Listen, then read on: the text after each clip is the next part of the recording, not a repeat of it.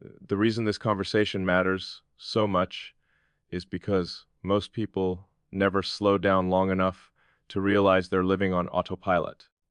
Days blur into routines, routines turn into years, and one day you wake up with experience, but without direction. Not because you were lazy or careless, but because you never paused to ask yourself the uncomfortable questions that force change. Life doesn't drift off course loudly. It drifts quietly, politely, while you're busy being reasonable. There's a version of you that knows this, the part that feels restless even when things are fine. The part that feels tension when someone asks, "So what's next for you?" That tension isn't confusion, it's awareness. It's the gap between where you are and where you know you could be if you stopped negotiating with fear. Most people confuse movement with progress. They stay busy, productive, occupied. But business without clarity is just distraction with better branding. You can work hard and still avoid the most important work. You can be disciplined and still be misaligned. Effort doesn't guarantee direction. Only honesty does. At some point, you have to stop asking how to be more motivated and start asking what you're avoiding. Motivation is unreliable. It spikes and disappears. Avoidance is consistent. It shows up every day in small choices. The email you don't send, the boundary you don't set, the idea you keep refining instead of releasing, the decision you delay because you're hoping certainty will arrive first. Certainty never arrives first. Action creates clarity, not the other way around. People wait for confidence like it's a requirement, but confidence is a reaction to evidence. You don't get it before you begin. You earn it by showing up while unsure. There's a hard truth most people don't want to hear. If you're stuck, it's not because you don't know what to do.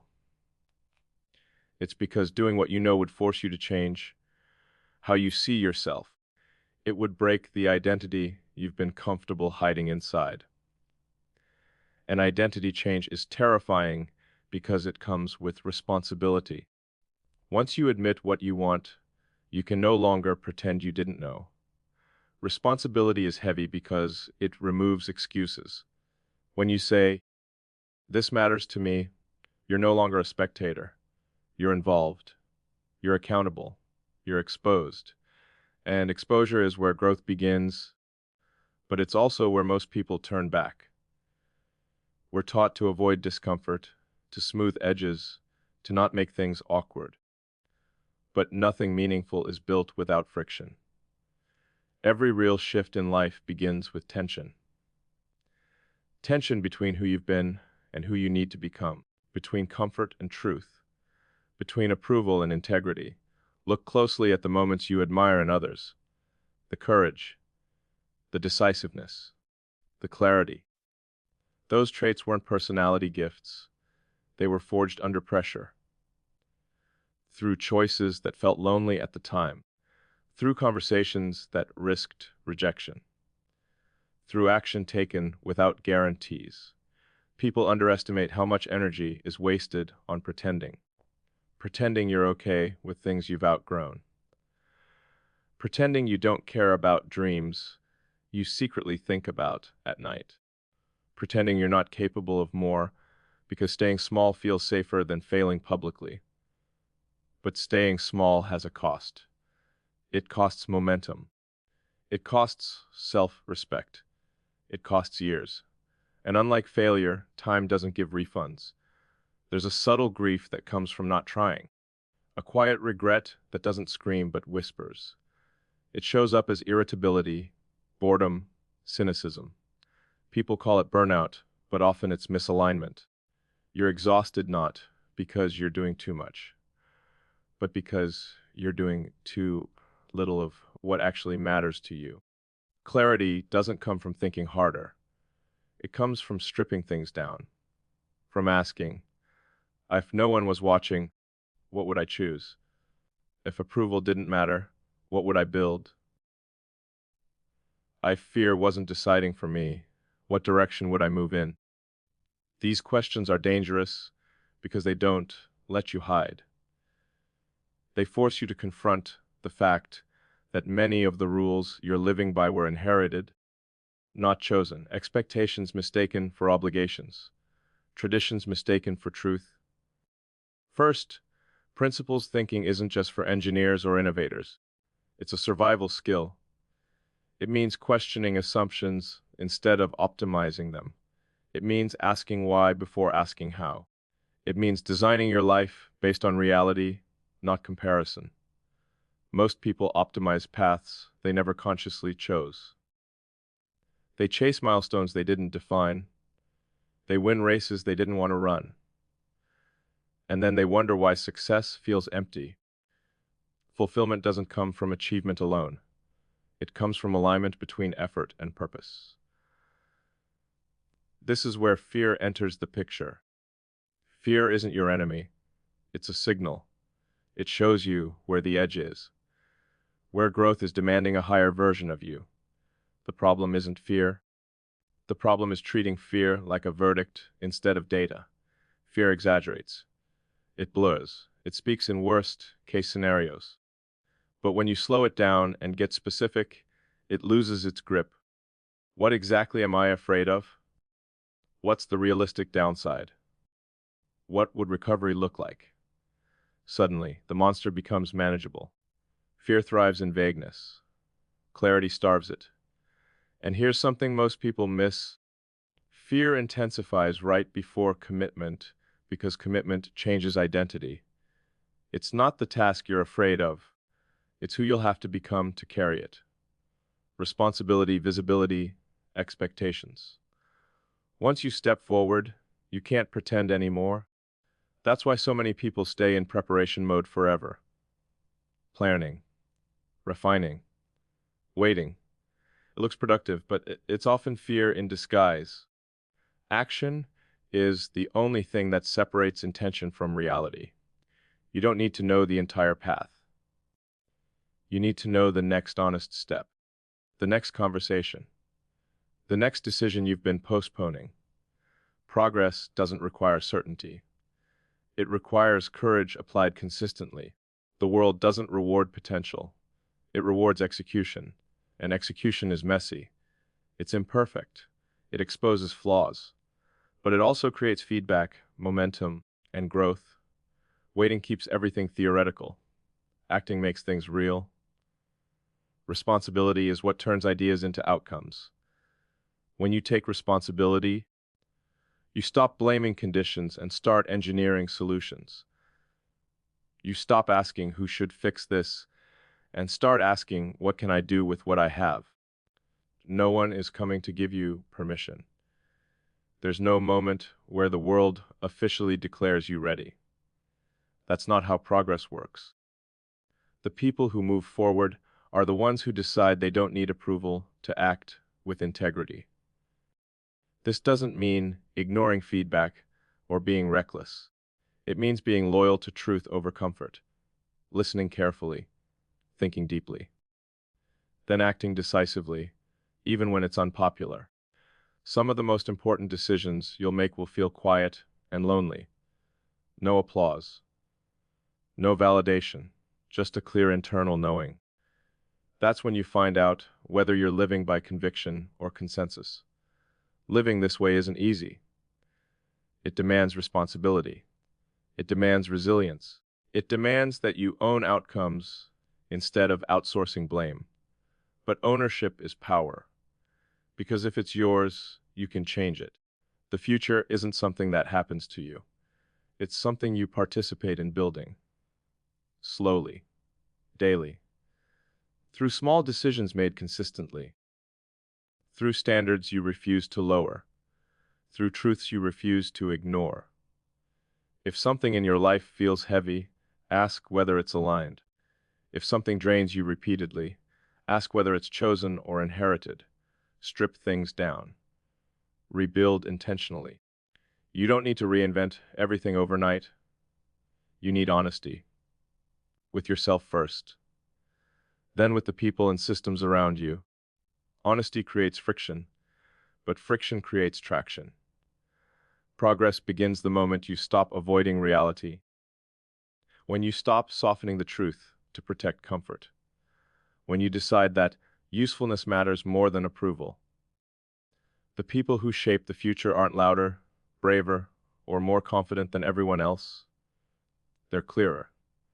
Clear about what matters. Clear about the trade-offs. Clear about the responsibility they're willing to carry. And clarity doesn't shout. It doesn't seek validation. It moves quietly, relentlessly, step by step. It doesn't need permission. It creates its own path. So if something inside you feels activated right now, don't dismiss it. That feeling isn't random. It's your internal system telling you it's time to stop drifting and start choosing. Have the conversation.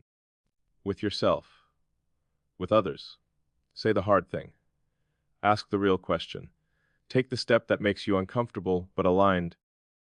Because the moment you stop avoiding discomfort is the moment your life starts to accelerate. Not because it gets easier, but because it finally gets honest. And once you begin choosing honesty over comfort, something unexpected happens. The noise starts to fade. Not the external noise that never fully disappears, but the internal conflict quiets down.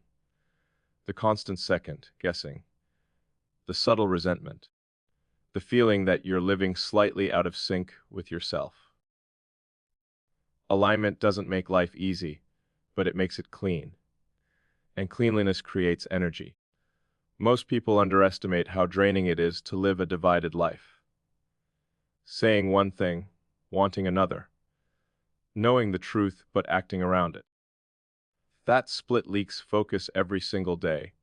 You wake up tired not because you slept badly, but because your mind has been negotiating with itself all night. Once you decide, really decide, that certain truths are no longer optional, that negotiation ends. This is where momentum begins. Not the flashy kind, the quiet kind, the kind where your actions start matching your values without constant effort. Discipline stops feeling like force and starts feeling like alignment. You don't need to hype yourself up as much because you're no longer trying to convince yourself to move in a direction you don't believe in. But let's be honest. The moment you stop avoiding truth, you will disappoint people. Not because you're wrong, but because you've changed the rules of engagement. People who benefited from your silence won't celebrate your clarity. People who were comfortable with your hesitation won't applaud your decisiveness. And that can feel like loss. This is where many people retreat. They mistake resistance for a sign they should stop. But resistance is often proof that you've touched something real. Growth disrupts existing dynamics. It always has. You are not required to remain small so others can stay comfortable. There's a difference between being considerate and being self-abandoning. One builds trust. The other builds resentment. And resentment always collects interest. When you start living with clarity, your circle changes. Not dramatically overnight, but gradually. Some people drift. Some relationships recalibrate. Some deepen. You begin to recognize who respects your truth and who only liked your compliance. That information can hurt, but it's also incredibly useful. Clarity makes your life more selective. You stop spreading energy everywhere. You stop saying yes to things that don't move you forward. You stop explaining yourself excessively. Not because you're cold, but because you're clear. And clarity has another side effect people don't talk about. It reveals how much of your past effort was misdirected. That realization can sting. You might look back and think, I worked so hard for this. That pain is not wasted. It's tuition. It teaches you discernment. It sharpens your standards. Regret isn't proof you failed. It's proof you're learning. From this point forward, the game changes. You stop measuring progress by how good something feels and start measuring it by whether it's true.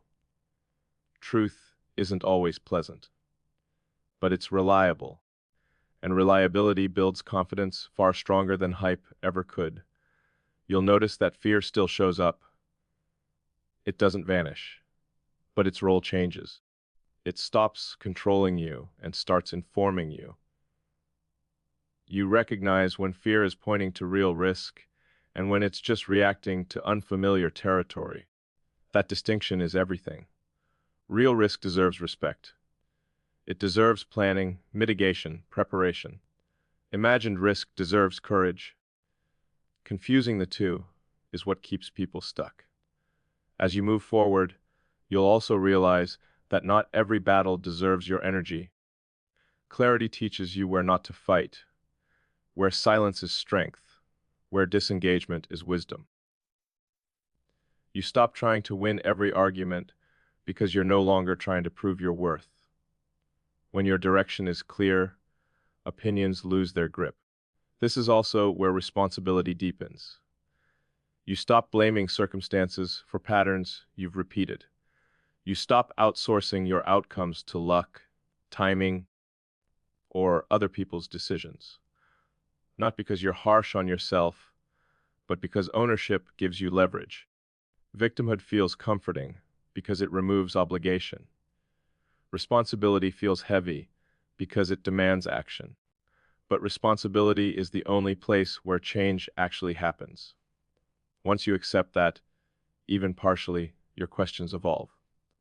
You stop asking, "Why is this happening to me?" and start asking, "What is this asking of me?" That shift transforms obstacles into assignments, problems into puzzles, setbacks into data. And data is powerful if you're willing to look at it without ego. Ego wants to be right. Clarity wants to be accurate.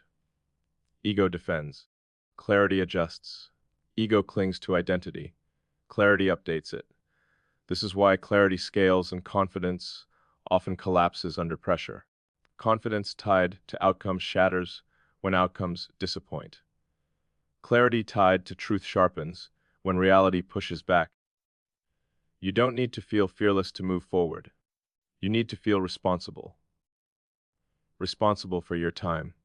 Responsible for your potential. Responsible for the impact your choices, or lack of choices, will have over the next 5, 10, 20 years. Think long enough and urgency appears naturally, not panic. Urgency. The calm realization that time is not waiting for you to feel ready. Most people dramatically overestimate what they can do in a week and underestimate what they can do in 5 years if they stop drifting. Direction compounds. Alignment compounds. Small, honest decisions, repeated daily, reshape entire lives. This is why the conversation you've been avoiding matters so much. It's not about that one moment.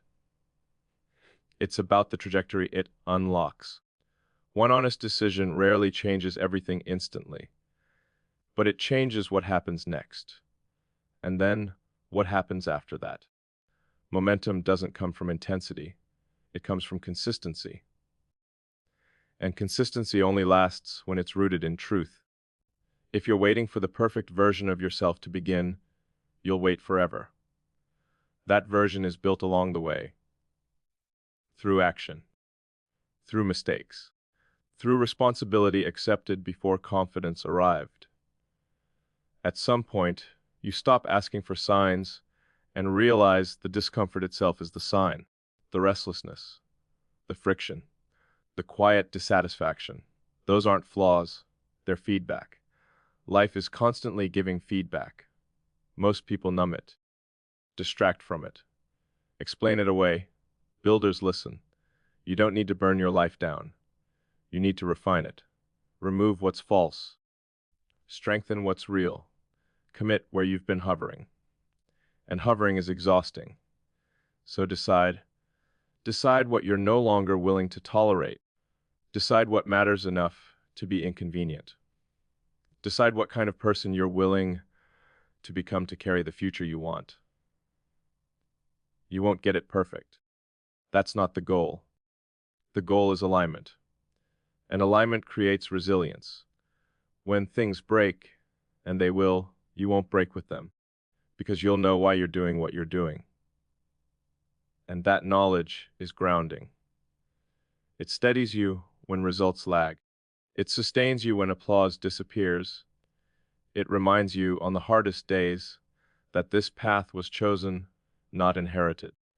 That's when life stops feeling like something that's happening to you and starts feeling like something you're actively building. And once that shift happens, there's no going back. You won't want to. There comes a point, if you stay honest long enough, where excuses stop working on you. Not because the world changes, but because you do. The stories you once used to justify delay start sounding hollow. You hear them and think, that's not true anymore. That's when responsibility stops feeling like pressure and starts feeling like direction. This phase is quieter than people expect. There's no dramatic breakthrough, no sudden confidence, just a steady realization that you can no longer lie to yourself and still respect who you are becoming.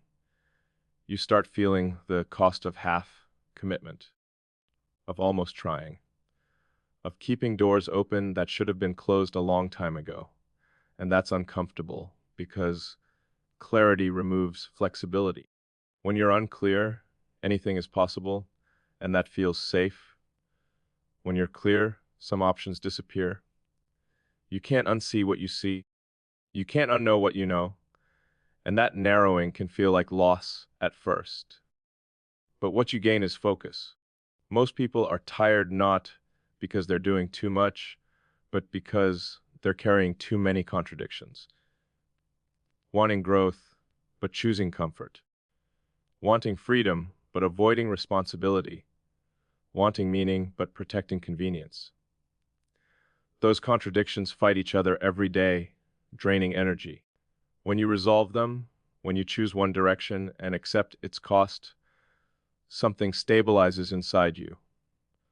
Life becomes harder in some ways, but simpler in others. You stop asking, is this worth it? Because you've already decided what matters. This is where discipline changes shape.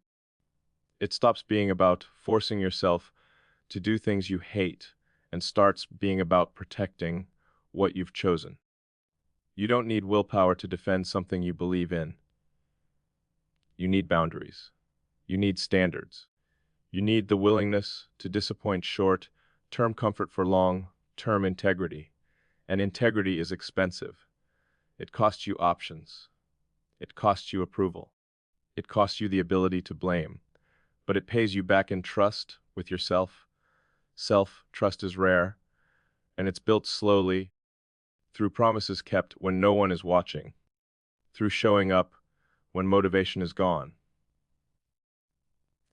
through choosing the harder right instead of the easier wrong, repeatedly. Once you trust yourself, fear loses leverage. It still appears, but it no longer controls your direction. It becomes background noise instead of a steering wheel. You don't need to defeat fear.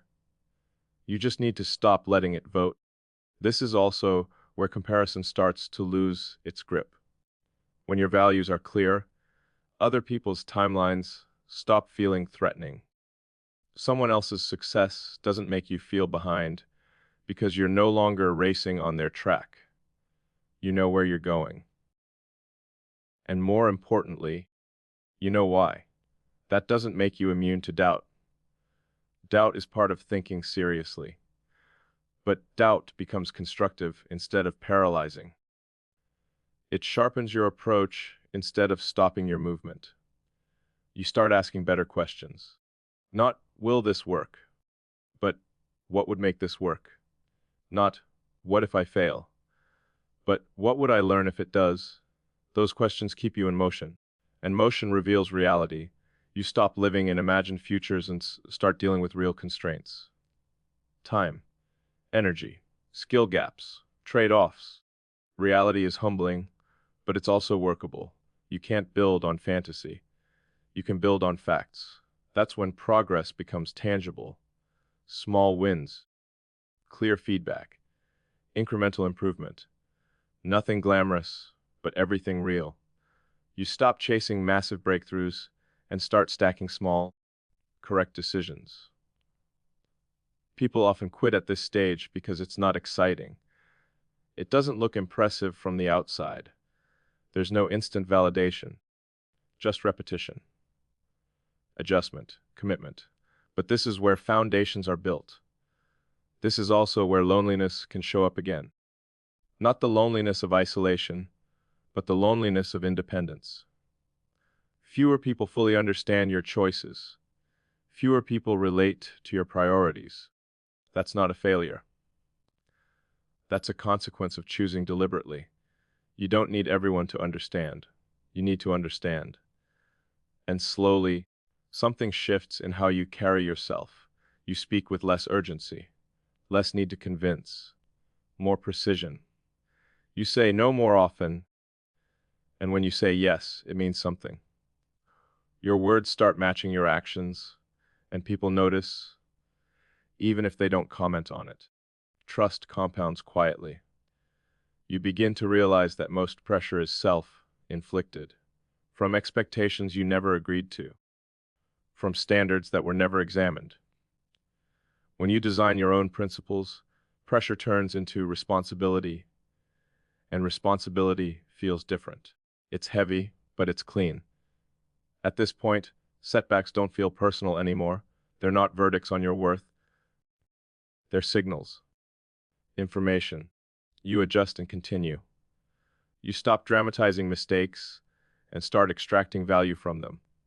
That emotional steadiness is not numbness. It's resilience. And resilience is what allows long-term thinking. You stop chasing immediate relief and start building durable systems, habits, skills, relationships that can survive bad days. You plan for fluctuation instead of pretending consistency is guaranteed. You also become more honest about trade-offs. You accept that you can't optimize everything at once. That choosing one thing means delaying another. That balance is seasonal, not constant. And that acceptance reduces internal friction. This is when your life starts to feel intentional. Not perfect, not easy, but aligned. You're no longer asking, what should I do with my life? You're asking, how do I do this better? And that's a powerful shift. It means the direction is set. The work now is execution. And execution humbles everyone. It reveals gaps. It demands patience. It forces learning, but it also rewards consistency. Progress becomes predictable, not fast, but reliable. At this stage, motivation becomes irrelevant. You work because it's who you are now. Because this is the path you chose. Because not showing up would feel stranger than showing up. You're not chasing a future version of yourself anymore. You're becoming it through behavior. And that's when you realize something important. The life you wanted wasn't on the other side of a single, bold leap.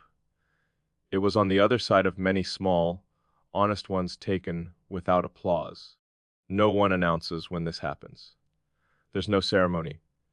Just a quiet sense of ownership, of grounding. A forward motion that doesn't depend on mood. You're not waiting anymore. You're building. And once you're building, even slowly, even imperfectly, you're ahead of where you were, because drifting has stopped. And drift is what steals years. From here, the work doesn't end. It deepens. And if you're willing, that's where the real transformation begins.